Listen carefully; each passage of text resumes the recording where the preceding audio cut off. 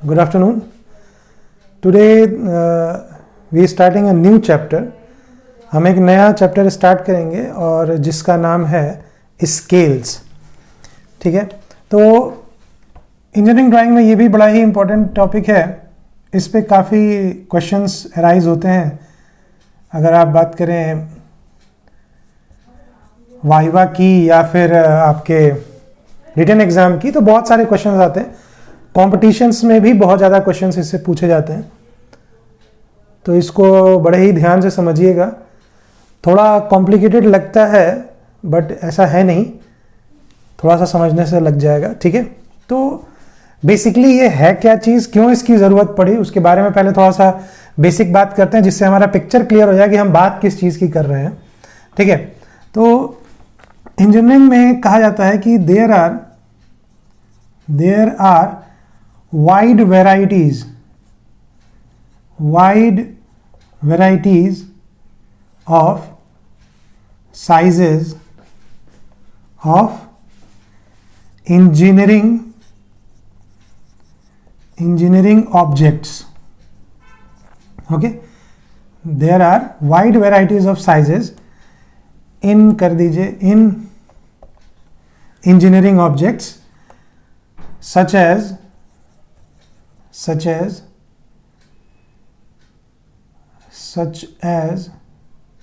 an aeroplane,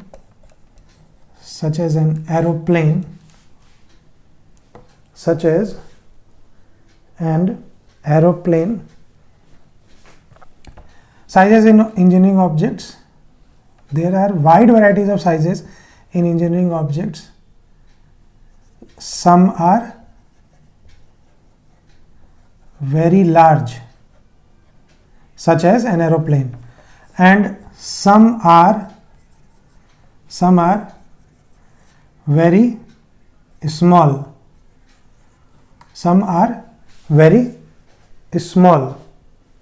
है ना, some are very small, like wrist watches.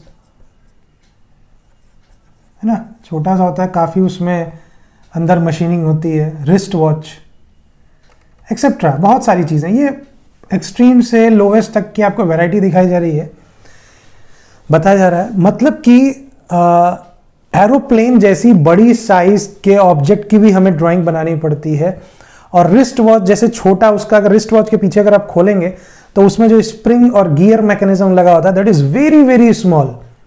ठीक है ना, तो इन दोनों चीजों को हमें एक्वायर करना है अपनी इंजीनियरिंग ड्राइंग में. ठीक है, तो इतनी ज्यादा वेरिएशन को आप अगर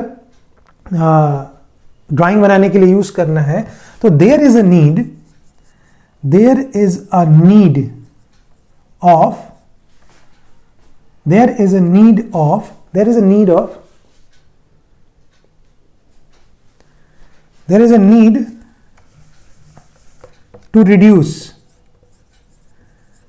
to reduce or enlarge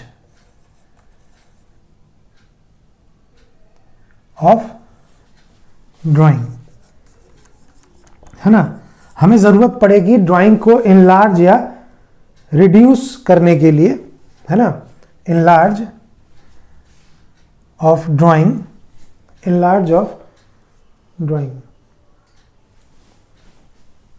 the object on paper. जब पेपर पे उसकी ड्राइंग बनाएंगे तो हमें ज़रूरत पड़ेगी उसे रिड्यूस करने की या एनलार्ज करने की. जैसे कि हमारे पास अगर एरोप्लेन आ गया तो हमें रिड्यूस करना पड़ेगा अपनी ड्राइंग की साइज, क्योंकि एक हवाई जहाज उतने साइज का पेपर हम नहीं ले सकते ना, हमें रिड्यूस करना पड़ेगा. अब ऐसे wrist watch, it is very small, you can't able to count the number of teeth on the gears, तो उसमें हमको इनलार्ज करना पड़ता है जिससे आपको क्लियर कट सारा मैकेनिज्म दिखाई दे. है ना, तो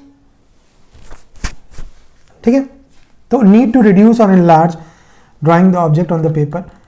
इन some cases the drawing is drawn on the same scale.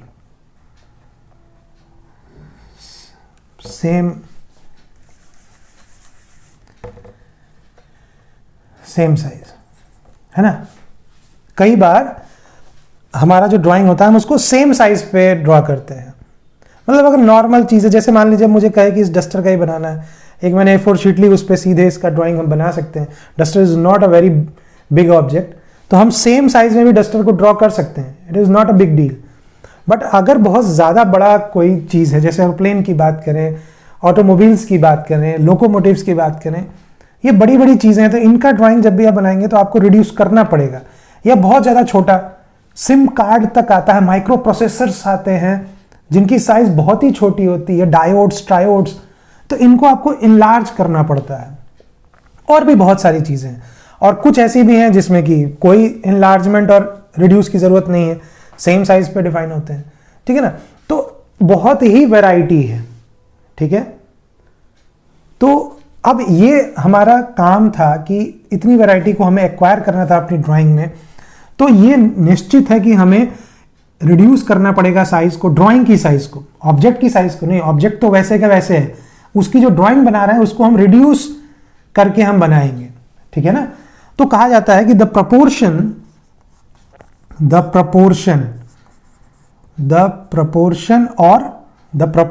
और रेशियो कह सकते हैं आप उसको, ठीक है। द प्रपोर्शन और ratio by which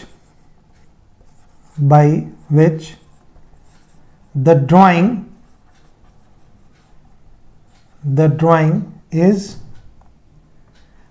is reduced, the drawing is reduced or enlarged of an object, मत लिखिए, ये फिर सेंटेंस को पहले लिखना चाहिए था।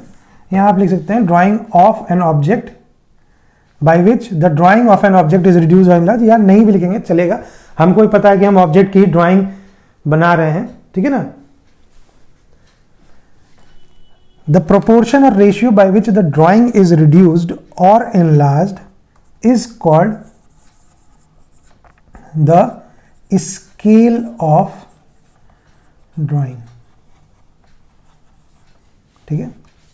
इसी को कहते हैं स्केल ऑफ ड्राइंग, जिसकी हम बात करने जा रहे हैं, जो स्केल्स हम पढ़ने जा रहे हैं, ये स्केल इसी को कहते हैं कि किस रेशियो में, किस प्रोपोर्शन में आप रिड्यूस करेंगे। जैसे कोई साइज ऐसा होगा जिसको आप आधे पे रिड्यूस करेंगे, ठीक है। किसी को आप करेंगे कि आप उसको दुगुना बड़ा करके या 3 गुना बड़ा करके ड्राइंग बनाएंगे, तो कितना गुना रिड्यूस किया, कितने गुना इंक्रीज किया, इस रेशियो को, गुना को, रेशियो या प्रोपोर्शन, बात एक ही चीज होती है, दोनों का अलग अलग नाम है। जिस रेशियो उसमें करेंगे आप, उसी रेशियो को, जो वो प्रोपोर्शन है जो लिखा हुआ टोटल, उसी को स्केल कहते हैं, ठीक है।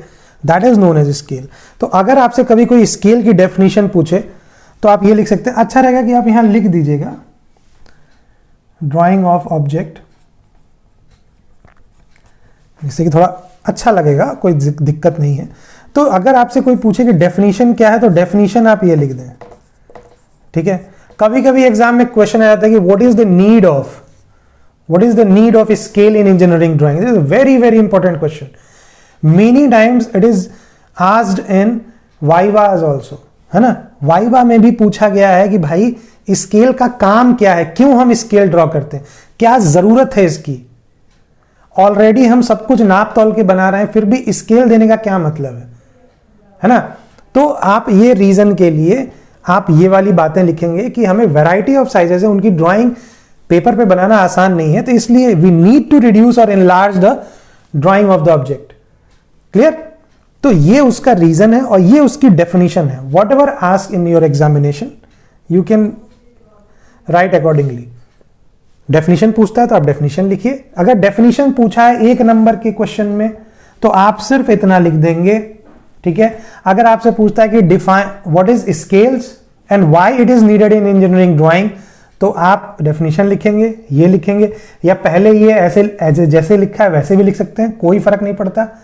बात समझ में आ रही है। तो ये इसका इंट्रोडक्शन पार्ट था, इस बात को याद रखिएगा, ध्यान रखिएगा, ठीक है।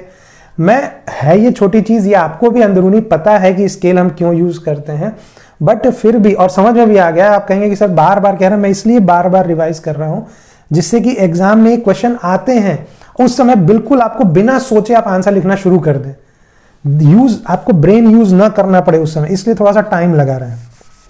ठीक है, तो क्वेश्चंस के आधार पे हम पढ़ रहे हैं, ये ध्यान रखिएगा, वरना चीजें बहुत कुछ है इसमें बताने के लिए। क्लियर?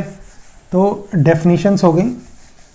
तो स्केल में बेसिकली कुछ चीजें हैं, आप उसके पॉइंट्स बना लीजिए अगर कि हमें वो चीजें पढ़नी है, वो चीजें ही पढ़नी है। वो मैं लास्ट में आपको बता दूंगा रिवीजन टाइप में कि ये पॉइंट आपके दिमाग में होना चाहिए।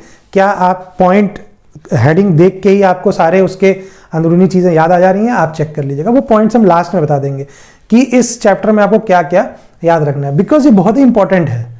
इससे क्वेश्चंस बहुत ज्यादा पूछे जाते हैं क्योंकि उनको पता होता है कि यहाँ बच्चा कंफ्यूज होता है।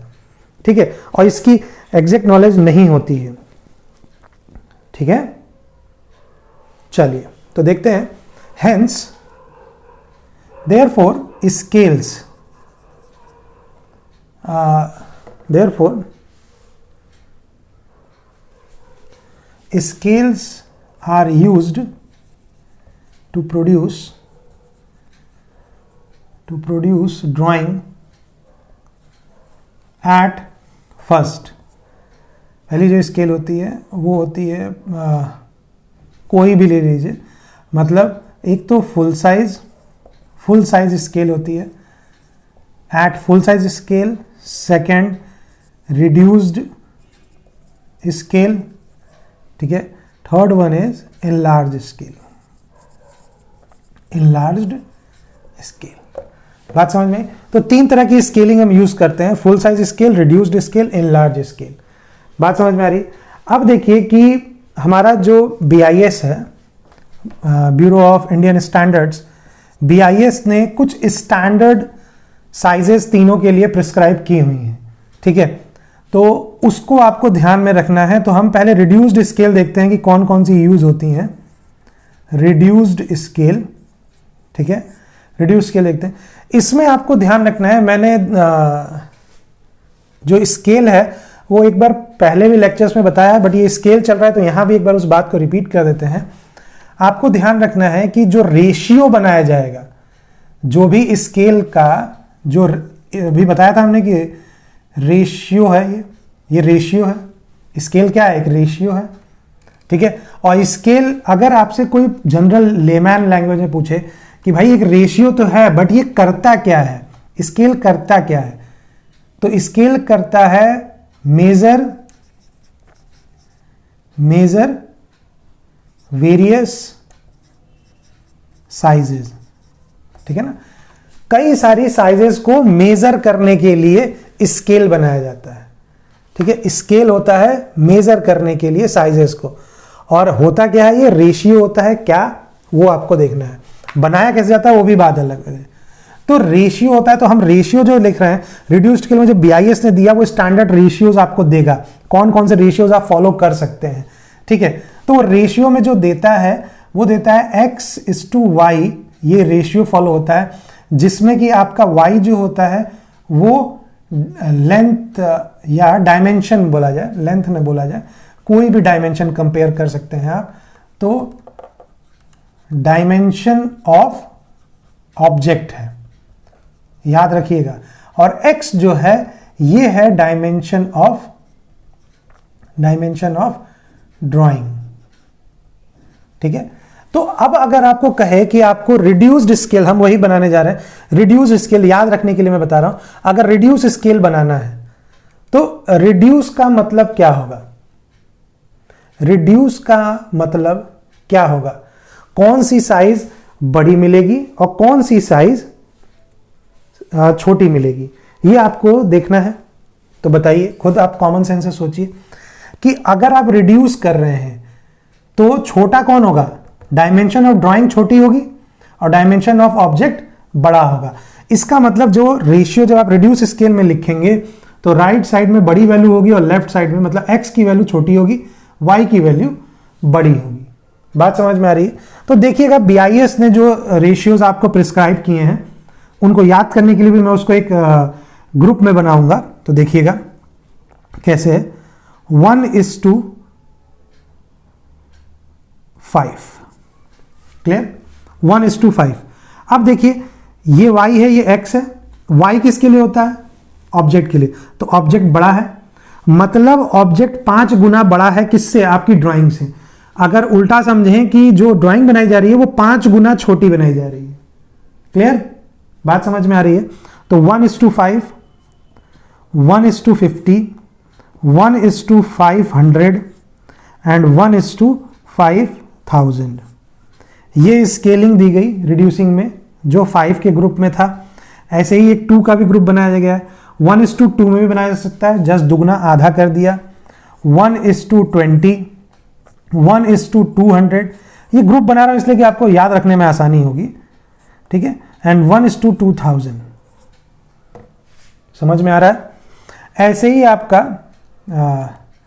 1:10, 1:100, 1:1000 एंड 1:10,000। देखिए हम क्या कर रहे हैं, एक बार हमने 5 लिया, एक बार 2, एक बार 10, ठीक है, 5 गुना, 2 गुना और 10 गुना। तो 5 गुने में भी फिर धीरे धीरे अगला जो बना रहे हैं वो 0, 0, 1 बढ़ाते जा रहे हैं, 5 से 50, 50 से 500, 500 से 5000, ऐसे ही 2 से 20, 20 से 200, 200 से 2000, ऐसे ही 10 से 100, 100 से 1000 और 1000 से 10,000। तो ये आपकी बना दी गई रिड्यूस्ड स्केल। अब देखिएगा इनलार्ज स्केल। अब आपको ठीक समझ में आ रहा होगा कि जो हमने ये एक्स वाई रेशियो बताया, तो अब एक्स वाई तो ऐसे ही रहेगा, ऑब्जेक्ट हमेशा उधर और ड्राइंग इधर, चाहे वो रिड्यूस हो चाहे स्केल अरे इनलार्ज हो। तो अब देखिए कि इनलार्ज में ठीक इसका उल्टा होना चाहिए, बट ध्यान रखिएगा कि इनलार्ज जब किया जाता है तो इनलार्जिंग में इतने सारे रेशियोज प्रिस्क्राइब्ड नहीं किए गए हैं, ठीक है। तो उनमें जो प्रिस्क्राइब किया गया है वो मैं आपको बता देता हूं। इसमें भी हम ऐसे ग्रुप जैसा बनाएंगे, 50:1 एंड 5:1, 20:1 एंड 2:1 एंड 10:1। देखिए इसमें रिड्यूस नहीं कर सकते, 1:1 इन लार्ज स्केल नहीं होती है, क्लियर। तो इसलिए इसमें इसको रिड्यूस नहीं किया। तो ये इतनी स्केल इन लार्ज में अलाउड है, 50:1, 5:1, 20:1, 2:1, 10:1, ये इन लार्ज स्केल में प्रिस्क्राइब्ड BIS द्वारा दिया गया है। अब इसके बाद इसमें जो आपका फुल स्केल है, फुल साइज स्केल, तो फुल साइज स्केल तो समझ में आ ही रहा होगा आपको। फुल साइज का मतलब जो साइज आपकी डायमेंशन ऑफ ऑब्जेक्ट की है वही डायमेंशन ऑफ ड्राइंग भी होगी, दोनों की साइज सेम रखेंगे। तो भाई दोनों की साइज सेम रखेंगे तो 1:1 हो जाएगा, जो वो लिया वही ये लिया, कोई ज़्यादा कोई कम नहीं, तो रेशियो 1:1 बराबर रेशियो होगा। बात समझ में आ रही है। और इसीलिए 1:1 यहाँ नहीं लिखा, क्योंकि 1:1 इसमें इन लार्ज स्केल में नहीं, वो फुल साइज स्केल हो जाता है, इसीलिए यहाँ पे नहीं आया, रिड्यूस नहीं किया। तो ये याद रखने के लिए आप याद रखिएगा 3 तरह की स्केल्स होती हैं। तो अभी हमने ये स्केल्स देखा, कितने तरह की स्केल्स आपके पास हैं, क्लियर, समझ में आ गया। चलिए ध्यान रखिएगा।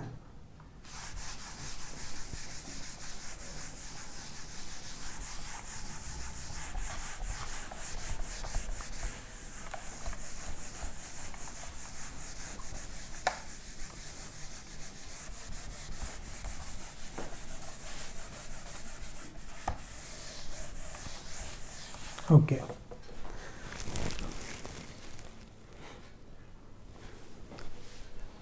अच्छा, इसमें एक और बात ध्यान रखनी है हमें कि जो हमने स्केल्स अभी बताई हैं, इनके अलावा इंटरमीडिएट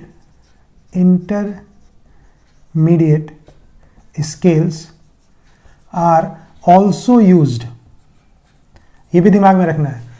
ऐसा नहीं है कि जो BIS ने प्रिस्क्राइब कर दिया बिल्कुल आप स्टिक हो गए। It is a good practice कि आप BIS को फॉलो करें, जिससे कि दिक्कत नहीं होती है, ठीक है, और समझने में आसान होता है क्योंकि आदत बन जाती है। But in any case intermediate scale are also used when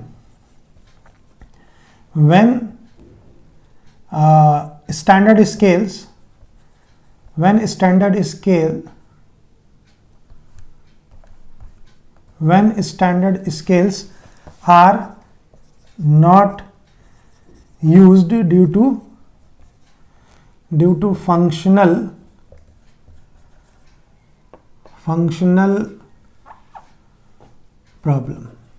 problem या फंक्शनल इनइक्वेसी, मतलब किसी भी कारण से अगर उसका फंक्शनल प्रॉब्लम आ रहा है, मतलब जिस तरह से आप बना रहे हैं उस साइज में बनाने से, जो स्टैंडर्ड है उन साइजेस में अगर बना रहे हैं हम, तो हमारा जो ड्राइंग है वो फ्रूटफुल नहीं हो रहा है। ठीक है, फंक्शनल प्रॉब्लम आ जा रही है, दिक्कतें आ जा रही हैं उसको जोड़ने में। जैसे गियर मैशिंग है, गियर मैशिंग को अगर आप, हो सकता है कि कोई गियर ऐसी मैशिंग हो जिसमें कि आप ये सारी स्केल्स यूज कर रहे हैं तो वो मैशिंग सही से नहीं दिखाई देगी। ठीक है, तो उसके लिए हमको अपने हिसाब से कोई स्केल लेना पड़ेगा। तो ऐसा कोई हार्ड एंड फास्ट नहीं है, आप इंटरमीडिएट स्केल ले सकते हैं, बट अच्छी आदत यह है कि आप स्टैंडर्ड स्केल्स लें, बट इंटरमीडिएट स्केल भी ले सकते हैं अगर फंक्शनल प्रॉब्लम आ रही है तो ऐसा कोई हार्ड एंड फास्ट नहीं है, आप स्केल अपना भी डिसाइड कर सकते हैं। क्लियर? तो ऐसा नहीं है कि वो दे दिया तो उसी में बनाना है। पता चला कि आपको कॉलेज या स्कूल में आपके कहीं मना कर दिया गया, तो आपने बोला कि नहीं भाई ऐसे कैसे, हमें स्टैंडर्ड दिया गया, ये गलत है, लड़ पड़े आप, तो नहीं। इंटरमीडिएट स्केल्स भी दी जा सकती हैं, इसमें ऐसी कोई बात नहीं है।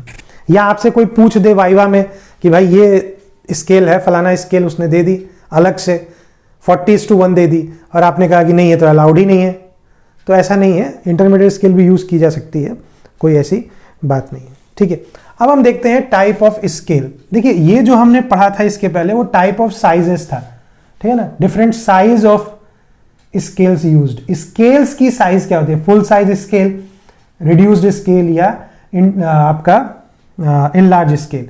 अब हम यहां पढ़ रहे हैं टाइप्स ऑफ स्केल, ये है बेसिकली टाइप्स ऑफ स्केल्स।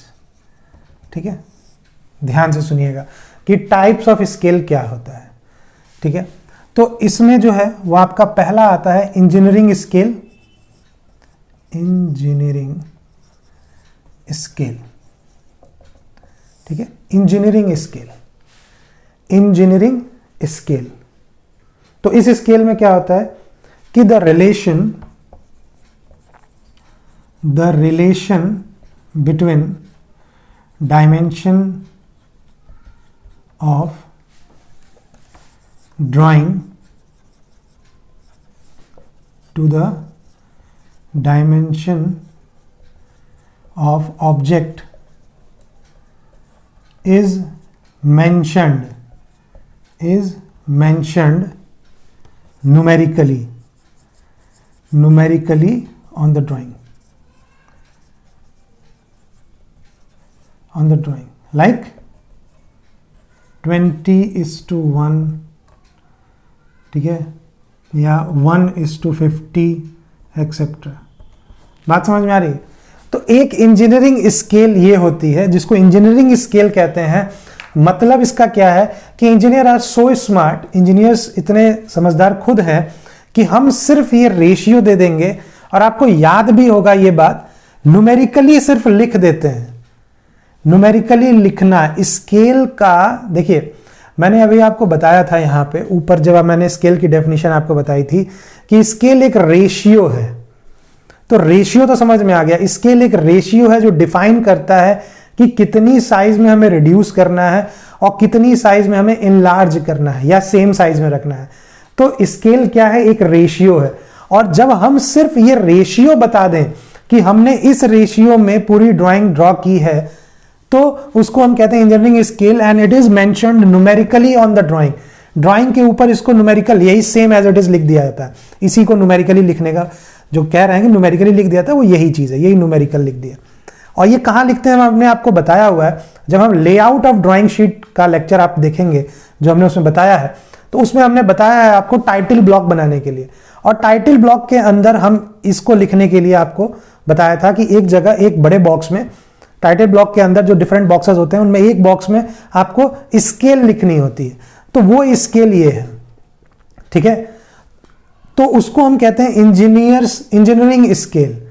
तो इंजीनियर इतना समझदार होता है कि वो स्केल देख के समझ जाएगा कि हमारा रिड्यूसिंग है कि इनलार्ज है, बड़ा करके बनाया गया कि छोटा करके बनाया गया, और वो उस हिसाब से सारी चीजें अपनी रीड कर लेगा, ठीक है। और वो वहां से मेजर कर लेगा कि अगर कोई चीज हमारी, ये क्या है, ये इनलार्ज स्केल है, कि हमारा ऑब्जेक्ट है वो इनलार्ज करके ड्राइंग बनाई गई है, जो ड्राइंग बन रही है उससे 20 गुना छोटा करके हमें बनाना है, या ये रिड्यूसिंग स्केल है, हमें पता चल जाएगा कि ड्राइंग जितने में बनी है, ठीक है, और असली ऑब्जेक्ट उससे 50 गुना बड़ा है, तो वो इस हिसाब से अपना वो कर लेगा एडजस्टमेंट और समझ लेगा और आगे काम अपना करेगा उस हिसाब से, ठीक है। तो इसको हम बोलते हैं इंजीनियरिंग स्केल। जो हमने स्केल में दो तरफ बताया था डेफिनेशन में, एक इधर लिखा था कि वो रेशियो होता है, तो वो ये तरीका है।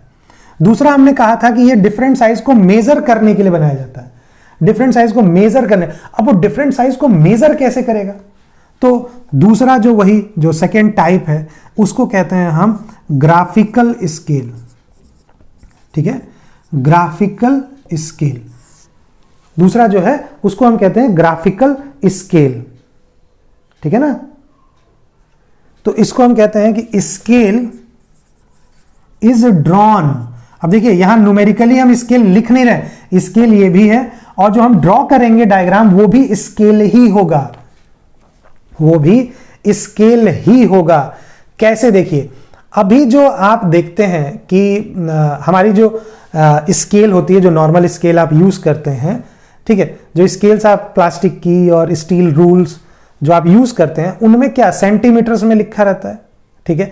बट उस सेंटीमीटर की स्केल से, उस सेंटीमीटर की स्केल से आप कई सारी चीजें मेजर कर सकते हैं, है ना। उस सेंटीमीटर की स्केल से आप मीटर को भी मेजर कर सकते हैं, अगर आपको रेशियो पता है तो, कि मीटर और सेंटीमीटर में कितना रेशियो है, ठीक है ना।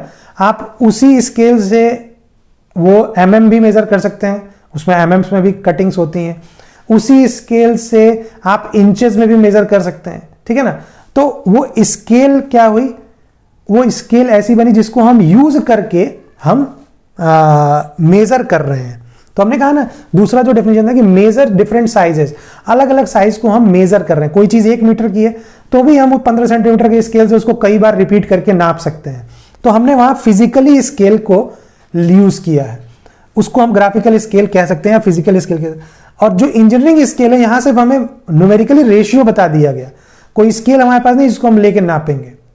आपको जो भी नापना है, आप किसी भी चीज को स्केल की तरह बना के उससे नापिए और आप समझ लीजिए कि इसके 20 गुना करना है, ठीक है, जो भी स्केल हो। अब उसमें स्केल की मेजरमेंट से नहीं मतलब है कि 15 सेंटीमीटर का स्केल लेना है, आप एक रस्सी धागा भी ले लीजिए, एक डंडा भी ले लीजिए, कोई फर्क नहीं पड़ता। आपने डंडे से अपनी ड्राइंग को नापा, ठीक है, एक लेंथ नापी कि इसकी लंबाई इतनी होनी है, और उस डंडे से मान लीजिए ये मार्कर ही है, ठीक है, और ये मार्कर हमने लिया, इस मार्कर पे कोई मेजरमेंट नहीं, हमें नहीं पता, तो मेजरमेंट की जरूरत ही नहीं, आपको रेशियो दिया हुआ है। इंजीनियरिंग स्केल से कैसे करेंगे, तो आपने क्या किया, अपनी ड्राइंग को जाके ऐसे करके नापा और देखा कि ये एक मार्कर की लंबाई के बराबर उसकी लेंथ है, ठीक है। बट आपको पता है कि आपने रिड्यूसिंग स्केल किया है, तो जब आप ऑब्जेक्ट बनाने जाएंगे तो आप इसी से 50 बार नापेंगे, क्योंकि 1:50 लिया है, तो आप इसी से 50 बार नापेंगे, बताएंगे कि इतना लंबा हमारा ऑब्जेक्ट बनाना है।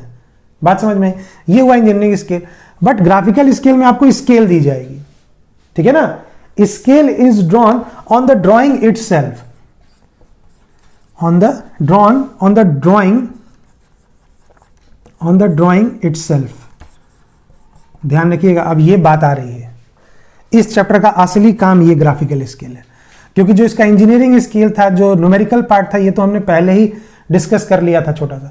मेन जो इस चैप्टर में पढ़ना है वो है ग्राफिकल स्केल, ठीक है ना। तो ये क्या होता है, scale is drawn on the drawing itself, drawing के ऊपर ही हम एक स्केल बनाते हैं। आपने देखा भी होगा, इसका बहुत अच्छा एग्जांपल है, जो आप मैप्स देखते थे ना, मैप्स देखते थे, हाँ मैप आप देखते थे, एंड दिस, चलो एक चीज और बताते हैं, this cares of, this cares of the shrinkage, एन भी है,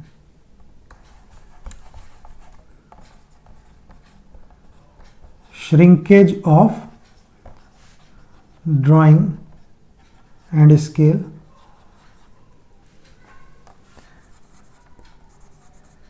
with time।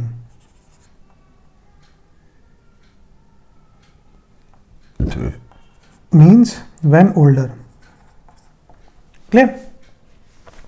तो अब बात यह है कि जब भाई हमारा इंजीनियर समझदार है, इंजीनियर के लिए हम दोनों काम कर रहे हैं, तो ये ग्राफिकल स्केल बनाने का मतलब क्या है, क्यों बना रहे हैं भाई हम ग्राफिकल स्केल। हमारा काम इससे चल तो रहा था, हमने एक टाइटल ब्लॉक में छोटा सा ये लिख दिया, काम खत्म हो गया। जरूरत क्या है ये स्केल बना के एक्स्ट्रा टाइम वेस्ट करने की? समझदार तो वो इससे भी कर लेगा वो। नहीं, प्रॉब्लम है, देखिए क्या लिखा है, this cares of the shrinkage of drawing and scale with time when older. आपने एक ड्राइंग बना दी, तो वो पेपर है, वो एक पेपर है, आपने एक ड्राइंग पेपर पे बनाई है। आज आपने वो मशीन उससे मैन्युफैक्चर कर दी, साल भर चली, 2 साल चली, 3 साल चली, इवन इतना भी ज्यादा जाने की जरूरत नहीं, साल भर में ही उसके साथ चीजें चेंज आने लगता है।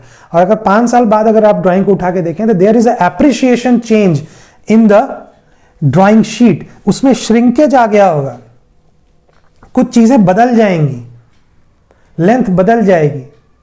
अब क्या किया आपने, लिख दिया 20:1 उस स्केल में, ड्राइंग आपकी श्रिंक हो गई। और मान लिया कि आपने जो ड्राइंग में लेंथ दी थी, वो मान लिया कि 1 मीटर थी, ठीक है। ड्राइंग में आपकी 1 नहीं, 10 मीटर भी नहीं, सेंटीमीटर मान लिया, 10 सेंटीमीटर था, ठीक है।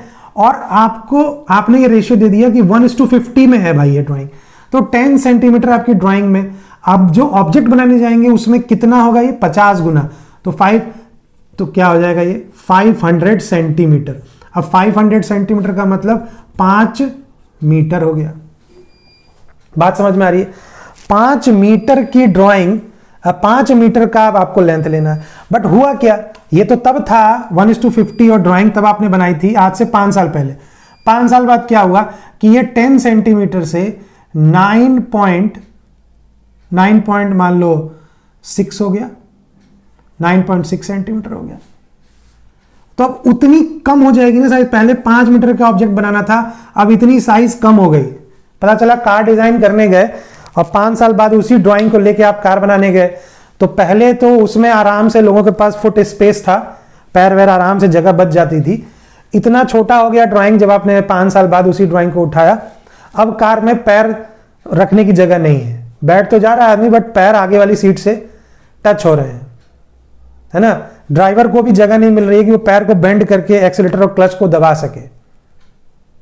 बाइक की डिजाइन है, पता चला कि पहले बाइक का हैंडल ऐसे होता था, आराम से दूरी रहती थी, अब ऐसे हो गया है। तो चीजें बहुत ज्यादा ड्रास्टिक चेंज हो जाएगा। तो समय के साथ जो ड्राइंग में श्रिंकेज आएगा, अगर उस पर स्केल भी बनी होगी, उसी ड्राइंग पे ही अगर स्केल हम बना देंगे तो क्या होगा। अब इसका मतलब नहीं है ना कि ये तो टाइम के साथ बदलेगा नहीं, बट स्केल और ड्राइंग, अगर ड्राइंग कुछ कम हुई 9.6 तो क्या होगा, स्केल आपने ग्राफिकली उसका चित्र बनाया है स्केल का कि ऐसे। और उसका अच्छा एग्जांपल है, अगर आपको याद करने के लिए एग्जांपल चाहिए तो map and measurement, map and measure, map के साथ जो मेजरमेंट दिया था, मानचित्र और पैमाना, बगल में देखते छोटा सा एक पैमाना दिया होता है, उस पैमाने से आप मानचित्र नाप सकते हैं। बात समझ में आई? तो वो पैमाना बनाना ही, उस पैमाने को ही ग्राफिकल स्केल कहते हैं। वो पैमाना हमें यहां ड्राइंग में भी बनाना है, बस वही बनाने का ये पूरा चैप्टर उसी पर है, कैसे उसको ड्रॉ करना है, कैसे क्या करना है। बात समझ में आई? तो ध्यान रखिएगा कि हम ग्राफिकल स्केल क्यों बनाते हैं, क्या रीजन है उसका, ये सारी बातें आपके दिमाग में बिल्कुल ध्यान से इसको रखिएगा कि हम श्रिंकेज जो होना है टाइम के साथ, वो जब पुरानी हो जाएगी ड्राइंग, इसलिए अगर हमने स्केल भी उसी ड्राइंग पे बना दिया है तो जितनी आपकी ड्राइंग श्रिंक होगी उतनी स्केल भी श्रिंक हो जाएगी, तो कोई दिक्कत नहीं आएगी। जब आप ऑब्जेक्ट बनाएंगे तो वो भी उसी हिसाब से बनेगा, कोई प्रॉब्लम नहीं आएगी। बात समझ में आ रही है? तो इसलिए हमने ग्राफिकल स्केल भी बहुत ज्यादा इस्तेमाल किया था, जनरली हमें ग्राफिकल स्केल देना होता है, ठीक है। चलिए, तो बहरहाल आपको ये बात समझ में आ गई, अच्छी बात है। तो अब आप देखेंगे कि what are the different types of graphical scales.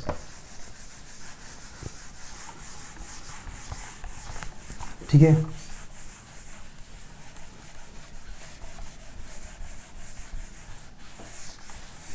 देखिए इंजीनियर, आपको लग रहा हो कि अरे भाई क्या क्या चल रहा है, इतना आसान भी नहीं है भाई इंजीनियरिंग। इंजीनियर तो भाई कंप्लीट होना है ना, इंजीनियर को बहुत कुछ सोचना है, आज का नहीं कल का भी सोचना है। देख रहे हैं आप, टाइम की भी बात हो रही है, clear. Types of graphical scales. ठीक है, टाइप्स ऑफ ग्राफिकल स्केल। देखिए कितने तरह के हमारे पास ग्राफिकल स्केल होते हैं।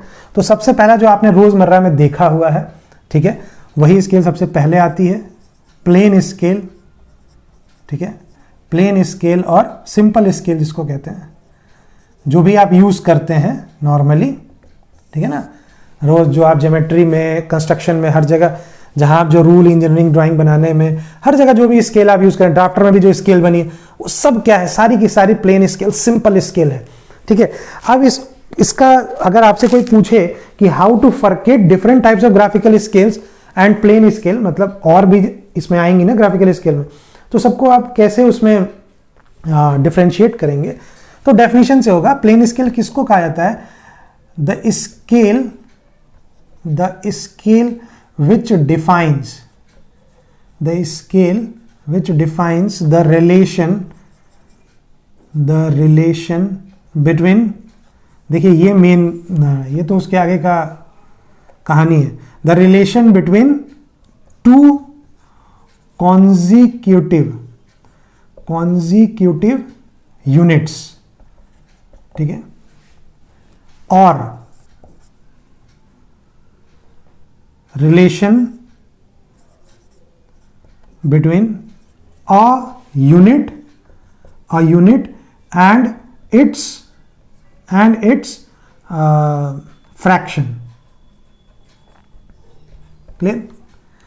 तो प्लेन स्केल उसको बोलते हैं जो रिलेशन दिखाता हो, जो शो करता हो, मेजर करता हो दो कॉन्जिक्यूटिव यूनिट्स में, दो कॉन्जिक्यूटिव यूनिट्स। कॉन्जिक्यूटिव का मतलब एक के बाद एक। ठीक है, एक के बाद एक। जैसे कॉन्जिक्यूटिव यूनिट्स का मतलब, जैसे आपको पता है कि mm और सेंटीमीटर, ये कॉन्जिक्यूटिव यूनिट्स है। पहले mm आता है, जस्ट उसके बाद सेंटीमीटर आता है। और स्केल में जो आपके मार्किंग्स होती हैं, स्केल में जो आपके मार्किंग्स होती हैं, देखा होगा आपने, तो ये जो छोटे वाले पार्ट्स हैं, ये mm है, और ये पूरा एक से लेके जो अगला बड़ा आता है ना, एक बड़े से दूसरे ये बिग साइज तक, ये क्या होता है? ये सेंटीमीटर होता है, और छोटा वाला mm होता है। तो ये स्केल जो आप यूज करते हैं, ये स्केल कैसी है? प्लेन स्केल है। ये दो कॉन्जिक्यूटिव mm और सेंटीमीटर में रिलेशन बता रही है, mm और सेंटीमीटर में रिलेशन बता रही है। ध्यान रखिएगा, इसमें दूसरी तरफ इंच भी बना होता है, एक तरफ इंच भी बना होता है, इंचेस। तो इंचेस, ध्यान रखिएगा कि इंचेस, अगर आप ब्रिटिश यूनिट्स ऑफ मेजरमेंट देख रहे हैं तो उसमें mm का जो कॉन्जिक्यूटिव अगला जो मेजरमेंट होता है वो इंच होता है, mm से इंच। और अदर जो हमारा इंडियन में यूज होता है या और भी वर्ल्ड में यूज होता है कई जगह, तो वो mm से सेंटीमीटर होता है। तो दोनों स्केलिंग का दिया, वो unit different types of units है, वो भी आगे हम देखेंगे। ठीक है, तो mm से इंच एक रिलेशन है, वो भी प्लेन स्केल है। क्यों? क्योंकि वो दो कॉन्जिक्यूटिव, बट कौन सी कॉन्जिक्यूटिव? ब्रिटिश स्केल के हिसाब से, ब्रिटिश यूनिट के हिसाब से। चलिए, वो बहरहाल बाद में समझ में आ जाएगा मैं क्या कह रहा हूं। मेन आपको इंच वाला छोड़िए, अभी सेंटीमीटर। तो उस स्केल में आप mm और सेंटीमीटर को रिलेशन चेक करते हैं ना, उन्हीं दोनों में रिलेशन दिया रहता है कि कितना mm कितना सेंटीमीटर। उस स्केल को देख के आप बता सकते हैं। उस स्केल से आप दो यूनिट्स, कॉन्जिक्यूटिव यूनिट्स को मेजर भी कर सकते हैं। mm को भी मेजर कर सकते हैं, कोई अगर 0.5 mm है, 0.4 mm है, ठीक है, उसको भी मेजर कर सकते हैं। सेंटीमीटर भी कंबाइंड भी मेजर कर सकते हैं, 2.7 सेंटीमीटर। तो 2.7 सेंटीमीटर में 2 उसमें सेंटीमीटर है और 7 क्या है? mm है। बात समझ में आ रहा है? तो ऐसे आप उसमें मेजर कर सकते हैं। तो प्लेन स्केल वो होती है जो दो कॉन्जिक्यूटिव का मतलब लगातार एक के बाद एक आने वाला है, दो कॉन्जिक्यूटिव यूनिट्स में आपको रिलेशन बताता हो। ऐसी स्केल को हम प्लेन स्केल या सिंपल स्केल कहते हैं। अच्छा, ये भी जरूरी नहीं है कि दो कॉन्जिक्यूटिव, हो सकता है कि एक ही यूनिट बताता हो और उसके फ्रैक्शन को बताता हो, उसके फ्रैक्शन को बताता हो। मतलब कि जैसे हमने मान लीजिए कि अब ये हमने एक स्केल बनाई और ये स्केल आपको क्या दे रही है? मान लीजिए कि ये आपको दे रही है 3 मीटर्स टोटल, और इसको हमने डिवाइड किया है सिर्फ 3 पार्ट्स में। ठीक है, तो जो अब टोटल तो ये 3 मीटर्स देगा, बात समझ में आई, ये 1-1 मीटर देगा, और इसके अंदर जो क्लासिफिकेशन है, इसके अंदर जो क्लासिफिकेशन है वो इसके हिसाब से नहीं है कि 5 दिया है कि 4 दिया है, इसको हमने सिर्फ 4 भाग में बांटा है, ठीक है, 4 पार्ट्स में डिवाइड किया। तो हर एक पार्ट, ये जो एक पार्ट है ये क्या डिनोट करेगा, 1/4 मीटर, 1/4 मीटर डिफाइन करेगा। तो मतलब ये स्केल 1/4 मीटर, मतलब इसके फ्रैक्शन, एक यूनिट, एक कोई भी यूनिट, यूनिट मीटर है, वो यूनिट कौन सी है, मीटर, और उसके फ्रैक्शन को अगर दिखाता है, रिलेशन बताता है, तो उसको भी हम प्लेन स्केल में लेते हैं। बात समझ में आई, क्लियर? तो 2 यूनिट कॉन्सेक्यूटिव होते हैं, बट आप यही याद रखिएगा, कोई दिक्कत नहीं है, ये तो नॉलेज के लिए बता दिया। कोई पूछे कि क्या 2 जरूरी है, एक से नहीं हो सकता है, 1 यूनिट हो सकती है और उसी यूनिट के कई फ्रैक्शन, मीटर का ही आधा। अब 1/4 मीटर कोई यूनिट नहीं होती है। अगर 1 मीटर आप कहें तो 1 मीटर, तो 1 मीटर के नीचे अगर आता है तो सेंटीमीटर आता है, और इन दोनों में 10 का डिफरेंस होता है, अरे सॉरी 100 का डिफरेंस होता है, 100 सेंटीमीटर मीटर होता है। बीच में एक और यूनिट आती है डेसीमीटर, तो डेसीमीटर में भी और मीटर में क्या होता है, 10 का अंतर होता है। तो और ये तो 1/4 है, 1/10 तो है ही नहीं, तो 1/4 मीटर तो कोई भी यूनिट नहीं होगी, डेसीमीटर से भी बड़ा है, तो वो कोई यूनिट नहीं है, बस वो क्या है, मीटर का ही एक फ्रैक्शन है। तो इसलिए 2 यूनिट नहीं है, एक ही यूनिट है और दूसरा उसका फ्रैक्शन। तो ये भी प्लेन स्केल के लिए पॉसिबल है। बात समझ में आ रही है? तो प्लेन स्केल क्या होता है आपको समझ में आ गया, क्लियर? अब ऐसे ही इसमें एक दूसरी भी होती है, सेकेंड पार्ट अगर हम देखें तो सेकेंड पार्ट होता है डायगोनल स्केल, डायगोनल स्केल होती है। तो अगर इसी से इसको कंपैरिजन करें तो ये क्या होता है कि द रिलेशन बिटवीन, ये स्केल क्या करती है, the relation between 3 consecutive units. ये क्या दिखाता है हमको डायगोनल स्केल, 3 consecutive यूनिट्स को का रिलेशन एक ही स्केल में दिखाएगा, ठीक है? तो उस स्केल को हम कहेंगे डायगोनल स्केल। कैसे करेगा, क्या करेगा, वो बात की बात है, ठीक है? तीसरा जो है आपका वो है वर्नियर स्केल, ठीक है? वर्नियर स्केल, ये आपने फिजिक्स में पढ़ा होगा, अपने 10th में होगा या 11th-12th में तो होगा ही होगा फिजिक्स में, ठीक है? या कहीं ना कहीं तो पढ़ा ही होगा अपने साइंस में। Vernier scale, it is a very important scale. और ये किस लिए यूज होता है, तो ये भी एक ग्राफिकल स्केल है। वर्नियर स्केल ग्राफिकली भी बनाया जा सकता है, ये ध्यान रखिएगा। अगर आप सोच रहे हो कि नहीं वर्नियर कैलिपर आएगा तो ड्राइंग में वर्नियर कैलिपर बनाएंगे क्या, नहीं, वर्नियर स्केल में पूरा कैलिपर बनाना जरूरी नहीं है, सिर्फ वर्नियर स्केल भी बनाया जा सकता है। तो वर्नियर स्केल ये किस लिए होता है, to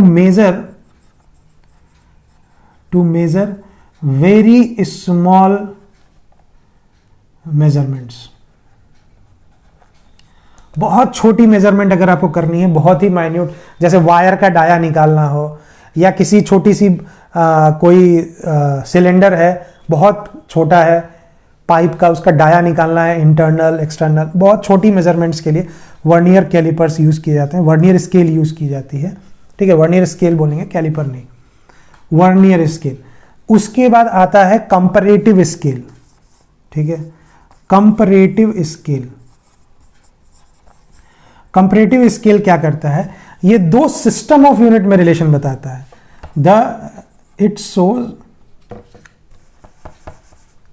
it gives relation between 2 system of units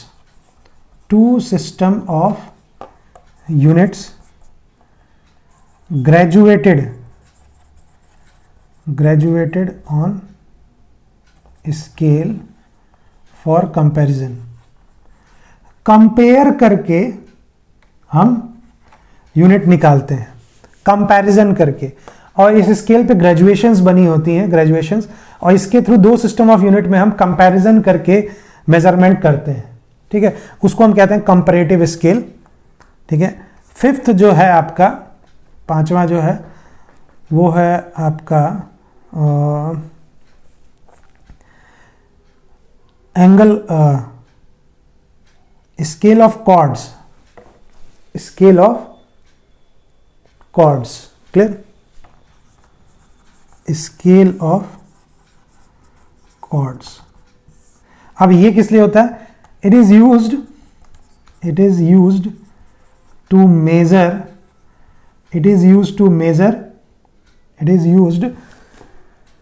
major, angles. अगर एंगल मेजरमेंट करना है, देखिए हमेशा लेंथ मेजरमेंट ही जरूरी नहीं है, एंगल मेजरमेंट करना है, क्योंकि एंगुलर मेजरमेंट भी चीजें होंगी, एंगुलर लेंथ होगी, ठीक है। तो अगर एंगल मेजरमेंट करना है तो वहां जो स्केल यूज होती है उसको हम कहते हैं स्केल ऑफ कॉर्ड्स, क्लियर, बात समझ में आई? तो बेसिकली जो फेमस ग्राफिकल स्केल्स जो हमें अपने मतलब ड्राइंग के सिलेबस में देखनी है वो ये 5 हैं, और इनमें से भी आपके सिलेबस में सिर्फ ये 2 हैं, प्लेन स्केल और डायगोनल स्केल, ठीक है। हम ये 2 ही पढ़ेंगे। इन 5 के अलावा और भी स्केल्स होती हैं जो हमें पढ़ना है, बट वो हमारे इस सिलेबस में नहीं होता, वो आगे जब हम आइसोमेट्रिक ड्राइंग पढ़ते हैं तो होता है, और उसको हम कहते हैं अगली, अगर इसके बाद भी अगर आपको याद रखने के लिए, देखिए एग्जाम में अगर आए तो जरूरी नहीं है आप ये 5 बता दें, बहुत है, जरूरी नहीं है इसका नाम लेना, बट आपकी नॉलेज के लिए बता दे रहा हूं, ये भी होता है आइसोमेट्रिक स्केल, ठीक है, आइसोमेट्रिक स्केल भी होता है, ठीक है।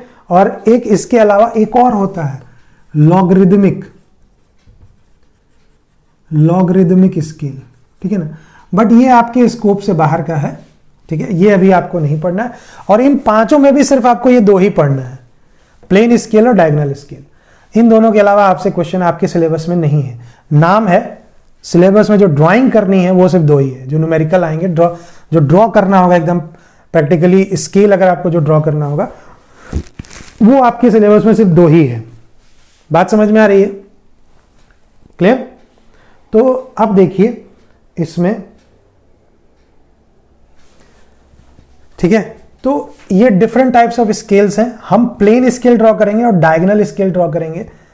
याद रखिएगा कि ये 2 कॉन्जिक्यूटिव यूनिट्स, अच्छा डायगोनल स्केल में 3 कॉन्जिक्यूटिव यूनिट्स हो सकती हैं, और a unit and it's fraction, 2 types, sorry,